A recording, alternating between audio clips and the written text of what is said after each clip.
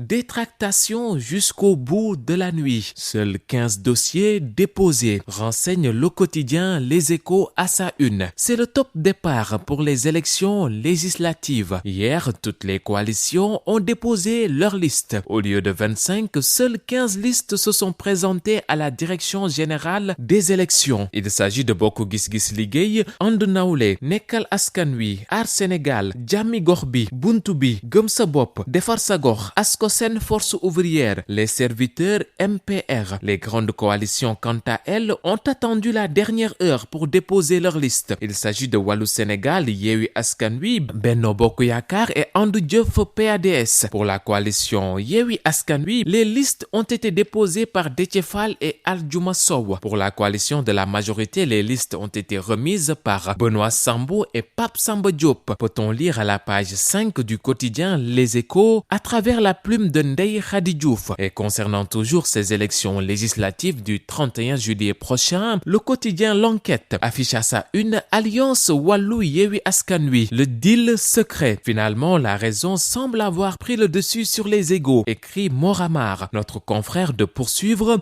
pour les prochaines élections législatives. Il faudra bien compter sur la grande alliance Yewwi Askan Wi Wallu Sénégal, un monstre que les principaux leaders des deux coalitions ont tenu à garder secret jusqu'à la dernière minute pour éviter que sa naissance ne soit sabotée par la majorité présidentielle. Certes, les deux coalitions seront présentes, mais avec une stratégie mûrement réfléchie. Le deal est le suivant. Partout où Yewwi Askan Wi est majoritaire, Wallu n'aura pas de liste départementale et vice-versa. Là où Wallu est majoritaire, il n'y aura pas de liste Yewwi Askan Wi pour la majoritaire. En échange, les listes départementales seront mixtes partout sur le territoire national. En fonction du poids des quotas, leur seront alloués. Par exemple, à titre indicatif, à Mbacké où Yewwi Askan Wi est arrivé première au local, la coalition de Sonko et de Khalifa pourrait s'emparer de 3 des 5 sièges disponibles sur la seule liste en présence. Article à lire à la page 5 de L'Enquête. Quid des têtes de liste? Bës Bi Le Jour informe que ce sera un duel sans merci entre Aminata Touré, tête de liste de Benno Bokk Yaakaar, et Ousmane Sonko, qui a été choisi pour diriger la liste nationale de Yewwi Askan Wi. Les quotidiens L'As, Le Quotidien et La Tribune évoquent également ces élections législatives. Enfant vivant déclaré mort puis décédé. L'hôpital de Kaolack au centre d'un scandale. Bébé Diary a passé plus de 2 heures dans un carton, précise à sa une le quotidien Libération. Bébé Diary Diallo, né il y a moins d'une semaine au poste de santé de War Diakhal, est décédé vendredi soir dans des conditions atroces à l'hôpital El Hadj Ibrahima Niass de Kaolack, où elle avait été évacuée suite à un ictère néonatal. Il ressort des premiers éléments de l'enquête interne que le nouveau-né, réanimé à 2 reprises en pédiatrie suite à un arrêt respiratoire, a encore eu une crise, alors que le pédiatre qualifié qui le suivait était appelé à une autre urgence, une aide infirmière dont la garde à vue a été ordonnée après son audition hier, qui n'a pas les qualifications requises, a décidé que l'enfant serait mort. Pire, elle a rédigé un certificat de décès avant d'envoyer l'enfant à la morgue, rapporte Cheikh Mbacké Guissé. Notre confrère poursuit son récit. Informé du décès de son bébé, Alassane Diallo, accompagné d'un ami, s'est rendu à la morgue pour récupérer le corps sans vie afin de procéder à l'inhumation. Mais alors que son ami soulevait le corps, le bébé a pleuré.